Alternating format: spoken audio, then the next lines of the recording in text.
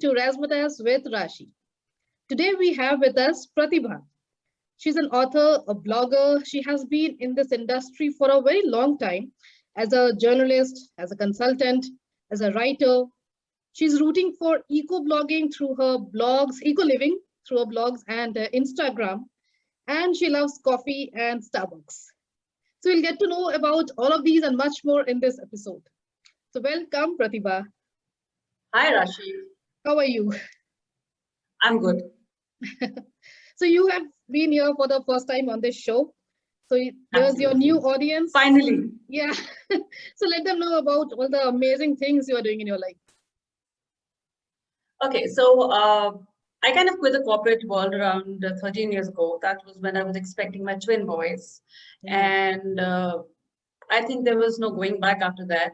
And I got back to my first love, that was writing, to keep me sane, because managing two hyper boys and with a husband traveling most of the time, I had to do something to keep myself sane. True. So, and blogging, I complete about a decade, 11 years with my blog, in fact, in December this year. So I think blogging was something that was just coming up during that time. And there were very few parenting blogs available at that point of time. And I chose my niche as eco living because there was nobody who was talking about eco living when it came to parenting. And very honestly speaking, my journey into eco living was very accidental. I mean, the first 2 years of the life, I used normal chemical laden products on my children because I wasn't aware that there was a world out there that made chemical free products. Okay, yeah. And I think it was, just I walked into a store which had a very nice fragrance coming from it. And when I that attracted you towards it. That attracted me. I mean, I love candles and anything to do with essential oils. I just love it. And so if there's a fragrance, it just pulls me in. So I just walked into the store, and then I was suddenly shocked to see so many baby products over there that they had. It's a limited range, and the brand is Omve Therapies, because that was my introduction to eco living. Okay. And I suddenly realized that there was more to it than chemical laden substances that we were generally using as parents. And I think that's when I started researching more. I had the opportunity to work very closely with the founder of Omved, and understand from her what the ethos was behind the brand, the story behind the brand. And we kind of related very well because she was the mother of twins and boys. And so, apart from taking parenting tips from her, we kind of gelled really well. And that was my introduction to eco living. And at that point of time, when I'm talking about 11 years ago, the market in India was very limited. True. Like for new babies and infants, we stick to the known brands that we have in this market. Yes, exactly. But even thinks of it like there can be a product like eco living product for babies. Absolutely. And I think the market really picked up about 5-6 years ago, when there were a lot of brands that were coming out in the market that talked about eco-friendly products and, not leaving a carbon footprint, sustainable packaging, and absolutely, from the soil to the shelf, where there were no preservative used, even when the ingredients were plucked that was used in the products. So I'm going to that extent. So coming back, and since there was very limited products, so I did my research. So I had to really depend on my husband because he had a traveling job. So he would get back products with me, wherever he used to travel. Yeah. So good for you. That was my dependency. Yeah, good for me also, and the boys. So as like beach में वो बहती गंगा में हाथ धोना, मैं भी अपना एक आध product मंगा लेती थी. But of course, it was. So were they available in India, or like from where would you get them? They were available in India, but at exorbitant rates. I mean, like, the thing was that I didn't have to spend to be buying it. True.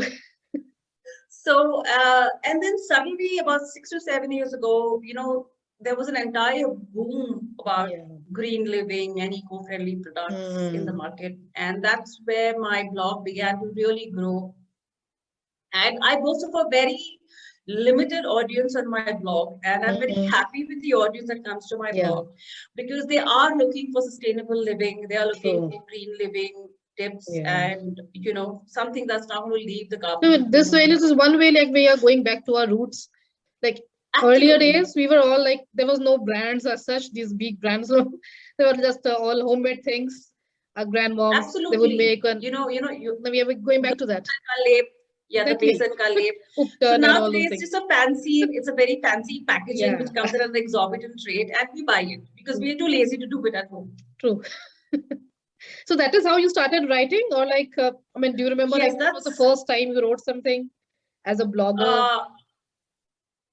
As a blogger, that was my, I think, path to starting, my journey as a parent and making a very conscious decision about not leaving the carbon footprint on Earth. But before that, yes, I am a journalist by profession. And I have worked extensively with the print media in India before I moved to e-learning and other things. But then again, I think, blogging for me was, in a way, to get back to my journalism, though it was not giving me the bylines in big papers or anything like that, publishing houses. But having your name set out as in, as somebody who talked about eco living, everything was something that gave me a big kick. And it, of course, drove me and motivated me to do more. Yeah. So you've also come up with a few books. So like, what have you written about? Yes. Tell us something about them. So I have got 2 books which are available on Kindle. One is on social media, which is my other passion, which is about, the basics of social media for starters. Anybody who wants to begin with understanding how social media works. I've got one book. And then there was the other book, which is the A to Z of Green Parenting, which was in collaboration with the Blog Chatter A to Z campaign, which was last year. Yeah. I also participated this year, but I was too lazy to turn it into a book because there was too much of work. You actually can. You still have time. Like whenever you get time, you can actually collate them. And coming up with a book is a good idea. Yeah, but I think the effort that goes into the entire formatting and everything, that really takes up a lot of time. More focus and dedicated time for that. Yeah, dedicated time is something that I can't give. Yeah. So I just let it be. Okay. So like, if I like so many things you are doing, like even also as a referee to your twin boys. So among all those things, how do you get the inspiration to write, or what keeps you going? I think what keeps me going is, the whole fact that I need to be sane, and writing is somewhere an outlet for me to unleash my creativity. Yeah. So that's something that keeps me going. And there are a lot of other things. I think the pandemic in me has gotten more awareness of mental health because I think this 1.5 years of lockdown has seen a lot of changes, not just physically, but mentally with me and my kids. So I think that is another cause that I've picked up when I'm writing to write a lot about mental health on my blog. Hoping that it would resonate with somebody, and it might just strike a chord. And it will. Actually, people are looking for such, such content where people are talking about effortlessly about mental health. Something that was very hush hush till yesterday, but now people are actually talking about it. And it's good that I think and the more you're coming up with there those needs to be topics an also. awareness of it. Yeah, there needs to be an awareness of it, and it should not be kind of just swept again under the carpet, because it doesn't make any sense. And the earlier that you get the help is better for you. True. And this pandemic has actually hit so many people. Absolutely. Like sometimes we don't realize, but yes, we are going through some kind of grief or trauma. But when we read these articles, we know, okay, like, there are many people who are actually facing this, and it's all normal. And we might come out of it. So yes, good that you're writing about this also. Thank you. So tell us about your for social media, what exactly do you do, like, or any tips that you want to share with the youngsters who are coming into social media nowadays?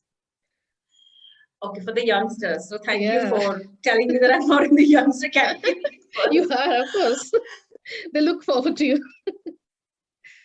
But yes, social media is something that's really dynamic, and it keeps on changing. The algorithms keep on changing. So I think once you are updated with the algorithms, you are all set.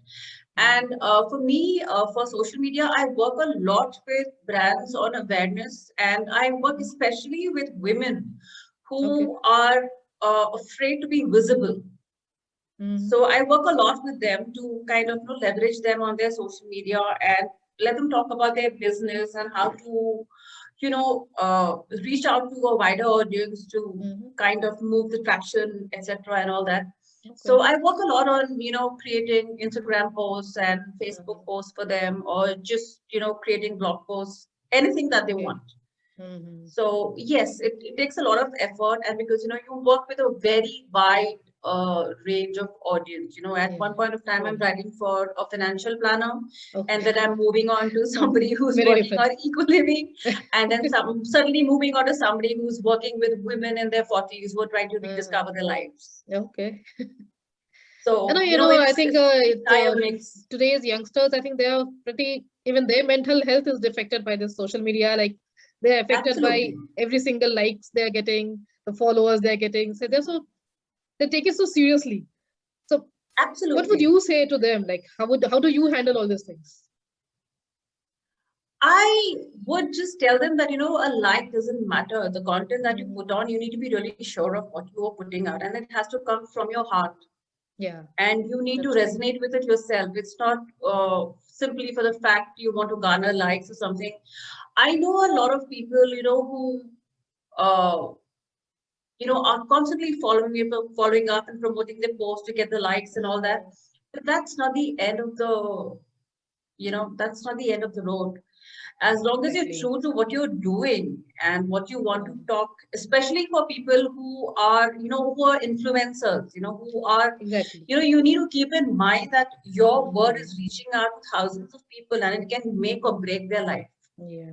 So I might just probably put up an absolutely happy selfie, but deep down, I might be having the most trashiest day that particular day. And to show your vulnerable self is very important, because you at the end of the day, those people need to realize that you are like them, you're human too, and you're allowed to break down, you're allowed to cry, you're allowed to have those emotions. That is very important. And exactly, and you need to be just true to yourself. Yeah.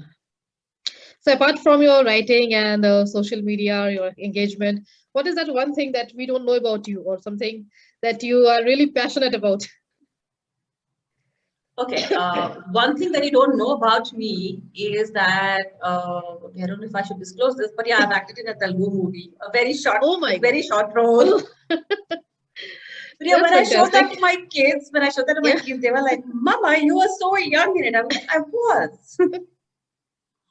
And so when did that happen? Like in your college days, or like how did you get to that college role? days. Okay. It was in the college days. So we had this friend who would, who was one of those people who would get those, for the short roles and all, who had these bunch of people, and we were a bunch of friends. So he was like, "Arey Telugu movie hai, karna hai kya? Chalo kar lete hain." So like like how to speak in Telugu, or? No, I don't. No. I don't. Okay. Even though a majority of my life I've spent in Telangana, I don't know. I can understand the language, but I can't speak it. Because we mostly had Hindi and English when we were growing up, and coming from an army background, that was more prevalent. So from army background means you must have been to several places. Absolutely. Very, very beautiful cities and towns tucked away in remote places that you've not heard of. Yeah. And I think that was one of the things that really made my imagination grow. True. That helps a lot. My mom, traveling and staying in some places. Absolutely. I had my mom and sister who were voracious readers. Okay. And I think that passed down to me. And we would stay in these really beautiful hilly places. And honestly, even now, I still go around searching for that magic faraway tree by, if you've read Anxiety, the book. I still would love to, find that tree and just explore it. So that's how it is. So which has been your favorite place, like in all the places that you have traveled? Which is your favorite one? It has to be Devlali. It is a really small town that's tucked in, in Maharashtra. Okay, in Maharashtra, and it's this really lush green place. And I got the chance to revisit it 30 years later, thanks to a friend who's in the army. That's nice. And it was a delight going back to the old house that we stayed in and showing children, the school that I studied in, and they were like in complete awe, because at that point of time, we had these huge schools with big playgrounds and all that. And now it's just, must be more of buildings. Yeah, true. Yeah, it's tall buildings. Same with my school. Like I went to my hometown after a long time, and we, like a few friends, we visited a school, and we were like, oh my god, we had a playground here. Where is that now? So suddenly a new building has come up. No, luckily all of my old schools have retained the structure. So, we had this huge MiG-21 and a army tanker in the school. So my kids were completely in awe. Like, you had all these things. So yeah, I used to actually go and sit on those tanks while we were waiting for the buses to come and pick us up. So that's how it is. And you also said that you've been blogging for a long time. Like you celebrated 11 years now, isn't it? It's going to be 11 years in December. Oh, great. So what tips do you want to give to the new bloggers? Like there are many people who write for 3-4 years and then they don't get the traffic or don't get that engagement and they give up. So how do you, like, how did you maintain your consistency for all these years? Very honestly, I don't boast of a very large traffic coming to my website, but I know the ones who are coming are looking for specific things and specific topics. So, and that's the reason I write. Okay. And for new bloggers, I think there are so many bloggers out there, and I see such diluted versions of blog posts going up that it makes me really cringe, very honestly. Yeah. So, I think to be very to sticking to your niche, to finding your own calling, and your niche is very important for new bloggers. No matter what you start off, whether it's travel, whether it's automobile, or whether it's parenting, there is something that you need to do that sets you different or sets you apart from the others. So and people know that she's doing this. Yeah, that she's doing this. You do not want to have the same thing, like what do you need in a diaper kit, or what do you need in this? There are 20 other mothers who are writing about it. So you make it something very different. And I think that is very important. That is how you'll attract new people to. It sets you apart. It sets you apart. So have you also written as a mommy blogger, or like we have so many platforms for parenting? Yes. So have you written for initial them or blog? Yeah. I generally stick to my blog because I am a little wary about kind of being on the other platforms. I don't know why. I love my blog and I like to be seen over there. But yes, those mediums obviously give you a lot of recognition, and they put you out in the world because they take a lot of things to do to promote you. But I think I have mostly been on my blog, and it's very rarely that I have written for anybody else. But despite that, I've always been featured as a top blogger, so it makes my day. That is all. That's most important. So how did you come up with this, your blog's name? That's pretty different, How did you come up with that? So a lot of my friends call me Pratz because of my name. Yeah. And it was actually on a whim that I picked up that. So musings is basically thoughts. Yeah. So I just put Pratt's musings. And what about My Epica? My Epica is very strangely a term that my friend coined for me. Okay. So it was My Epica. Epica is basically a tale. So epic. And it was epic. So it was my tales through my eyes. Okay. So we kind of played around with those words, and she said, I think this is going to be a very good thing. So I had that for my Twitter account, and I stuck with that because I didn't want to move it because it was very different from the others. What it's very different. Your normal name. Yeah, sounds good. So that's how My Epica came up. It was a friend who was very good with words, and she said, I think this is going to be a good Twitter handle for you. So I don't take credit for it. I give the entire credit to her. The Pratt's musing was on a whim, but then when I saw the other mom bloggers having these fancy blog titles for a very long time, I kind of, thought that should I change my domain name or anything? But then by that time, I think Pratt's musings became a name, and Google showed me that a lot of people were searching for it. True. So I said, "Chalo, rehne do, kya good." Let's carry on with that. Yeah. Let's carry on with it. So Pratibha, we are like into a very, close-knit writing community or a blogging community, you can say. So like if you get a chance to go on a holiday with your favorite blogger or a writer or a friend, so who would that be? Where would you go and what would you do? No, I don't want to hurt many people. Can we make it 2 or 3 instead of just 1? Oh, okay. So you want to go with a group holiday? Yeah, we could go with a bunch of them. And, yeah, sure. Why not? I would certainly pick up 3 people for the sole fact that they would feed me well. Okay. And that would be Manas, Harjeet, and Atul Maharaj. Oh yes, all of them are like amazing with their exactly. You know, I'm just sitting and drooling at their food videos and everything. मैं बैठ रही हूँ तुम लोग खाना बनाओ. आप खाना बनाओ मैं खाती हूँ. That's my holiday. True. I think Atul will I don't actually even join mind you parking myself. more. Yeah, you should also come from there. And you know, let these restrictions lift up and we should plan a holiday. And in all these people, I've just met Manas. I've not met anyone else. That's true. He's my favorite too. I don't know if somebody will he's ask me or but favorite. He's everybody's favorite. We'll actually have to ask him who's your favorite. I hope Manas is watching. Then we will see. That's a tricky one. Yeah, he'll have to keep a lot of people happy. He will not take any name, that's for sure. He'll say, "I'm my favorite." Yeah. Okay, Pratibha, it was really nice talking to you. You have anything else to say? The only thing that I would want to say is just follow what your heart says, and the rest will fall in place.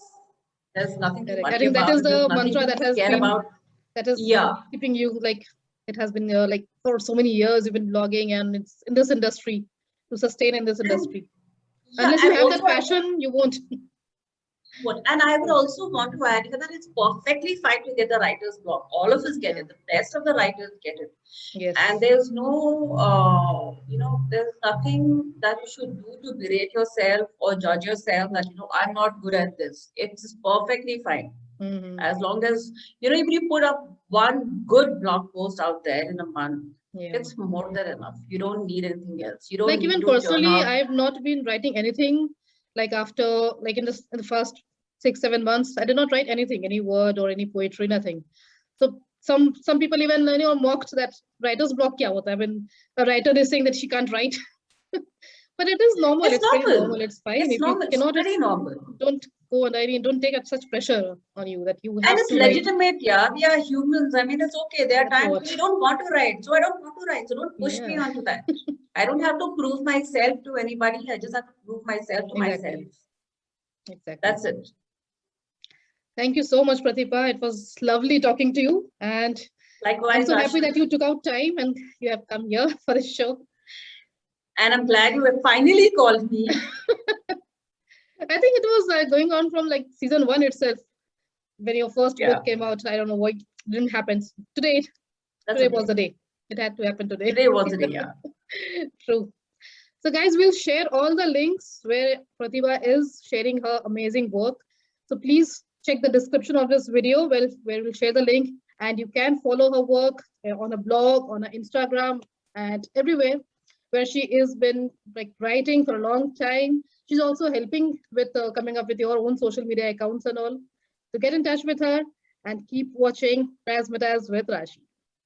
Bye-bye. Bye.